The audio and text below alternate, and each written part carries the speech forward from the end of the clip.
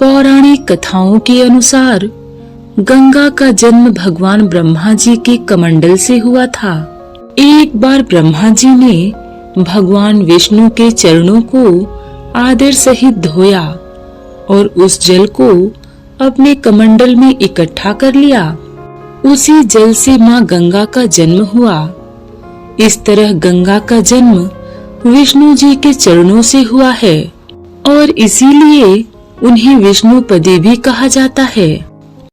महाभारत की कथा के अनुसार देवी गंगा अपने पिता ब्रह्मा के साथ एक बार देवराज इंद्र की सभा में आई। यहाँ पर पृथ्वी के महाप्रतापी राजा महाभीष भी मौजूद थे।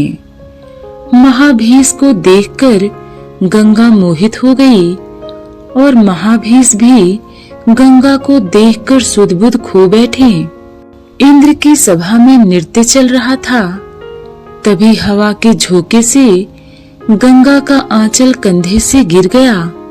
सभा में मौजूद सभी देवी देवताओं ने शिष्टाचार के तौर पर अपनी आंखें झुका ली, लेकिन गंगा में खोए महाभीष उन्हें एकटक निहारते रह गए और गंगा भी उन्हें देखती रह गई।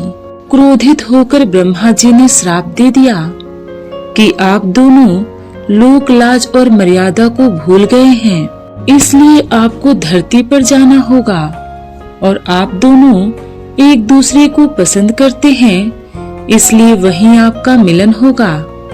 ब्रह्मा जी के श्राप के कारण गंगा नदी रूप में धरती पर आई और दूसरी ओर महाभीष को हस्तिनापुर के राजा शांतनु के रूप में जन्म लेना पड़ा। एक बार शिकार खेलते हुए राजा शांतनु जब गंगा तट पर पहुँचे तो गंगा मानवीय रूप धारण कर शांतनु के पास गई और दोनों में प्रेम हो गया।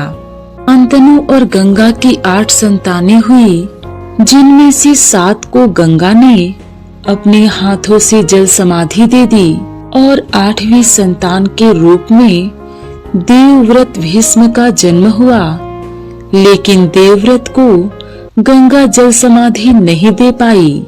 कहते हैं कि गंगा के 8 संतान वसु थे, जिन्हें श्राप मुक्त करने के लिए गंगा उन्हें जल समाधि दे रही थी, लेकिन 8वीं संतान को श्राप मुक्त करने में गंगा असफल रही। गंगा की वही 8वीं संतान आगे चल के महाभारत के सूत्रधार भीष्म के नाम से जाने गए। भगवान श्री राम के पूर्वज और इक्ष्वाकु वंश के राजा भगीरथ ने स्वर्ग में बहने वाली गंगा को पृथ्वी पर उतारा था, जिसके लिए उन्हें कठिन तपस्या करनी पड़ी थी। लेकिन उनसे पहले उन्हीं के वंश के राजा सगर, राजा अंशुमान और राजा दिलीप ने गंगा को धरती पर लाने के लिए हजारों सालों तक घोर तपस्या की थी। लेकिन अंत में भगीरथ की तपस्या सफल हुई और वह माँ गंगा को धरती पर उतारने में सफल हुए। भगवान राम के ही एक पूर्वज थे, राजा सगर। राजा सगर को एक दैवीय शक्ति से 60,000 पुत्रों की प्राप्ति हो गई। एक बार राजा सगर ने अश्वमेघ यज्ञ किया। उनके अश्वमेघ यज्ञ के घोड़े को देवताओं के राजा इंद्र ने चुराकर पाताल में कपिल मुनि के आश्रम में बांध दिया। उस समय कपिल मुनि तपस्या कर रहे थे, इसलिए उन्हें इस बात का पता ही नहीं चला। वहीं घोड़े की खोज में राजा सगर के 60,000 पुत्र कपिल मुनि के आश्रम में पहुंच गए, जहां घोड़ा बंधा था। राजा सगर के पुत्रों को लगा कि उनका घोड़ा कपिल मुनि ने ही चुराया है। ये सोचकर उन सभी ने गुस्से में आकर मुनि पर आक्रमण कर दिया, जिससे कपिल मुनि की आंख खुल गई और उन्होंने राजा सगर के पुत्रों को क्रोध से देखा। कपिल मुनि की क्रोधाग्नि से राजा सगर के 60,000 पुत्र वहीं जलकर भस्म हो गए।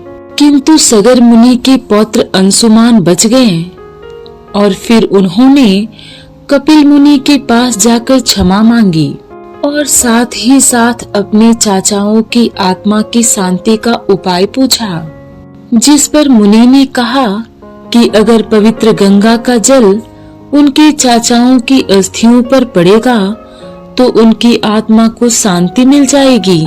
इसके लिए पहले राजा सगर, फिर राजा अंशुमान और फिर राजा अंशुमान के पुत्र दिलीप, इन सभी ने कठिन तपस्या कर माँ गंगा को प्रसन्न करने की कोशिश की, लेकिन वे सभी सफल नहीं हुए और अपने प्राण त्याग दिए।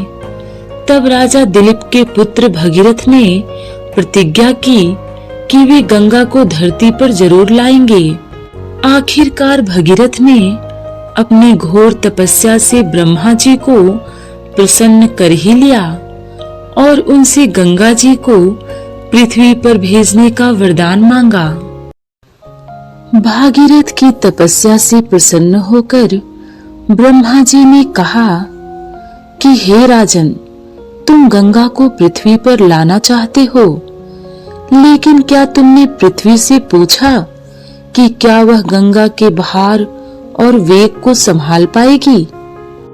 ब्रह्मा जी ने भागीरथ को बताया कि गंगा की बेहद तेज रफ्तार और उसके भार को सहन करने की शक्ति केवल भगवान शिव में है, इसलिए उन्हें इसके लिए भगवान शिव से मदद मांगनी होगी।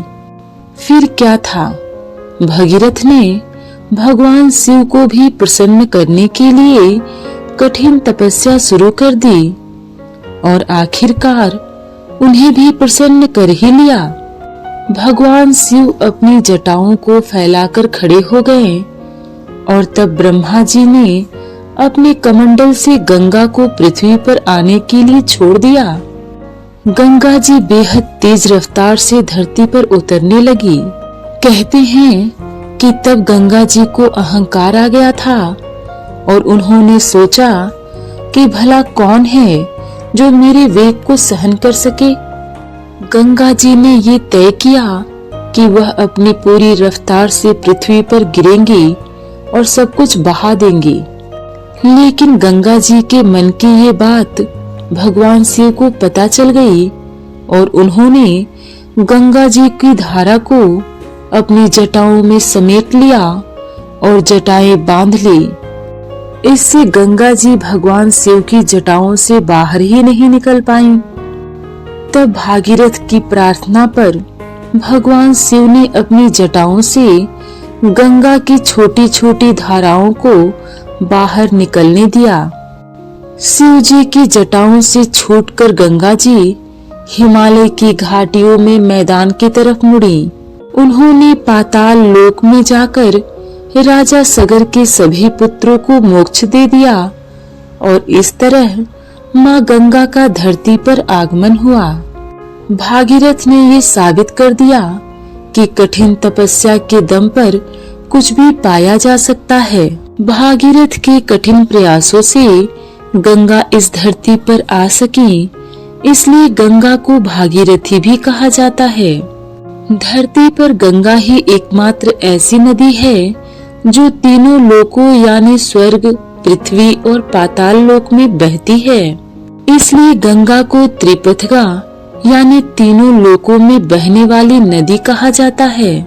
हिमालय से निकलकर गंगा 12 धाराओं में बट जाती है, जिनमें मंदाकिनी, भागीरथी, धौली गंगा और अलकनंदा प्रमुख हैं। गंगा नदी की प्रमुख धारा भागीरथी है, जो कुमाऊं में हिमालय के गोमुख नाम के स्थान पर गंगोत्री हिमनद से निकलती है। धार्मिक शास्त्रों के अनुसार गंगा दशहरा पर माँ गंगा की पूजा करने से उनकी असीम कृपा प्राप्त होती है। इंसान जाने अनजाने न जाने कितने पाप करता है। इन सभी पापों से मुक्ति पाने का सबसे अच्छा अवसर गंगा दशहरा का दिन माना जाता है। कहते हैं कि इस दिन गंगा में डुबकी लगाने से 10 पापों से मुक्ति मिल जाती है और इसीलिए इस तिथि को गंगा दशहरा कहा जाता है।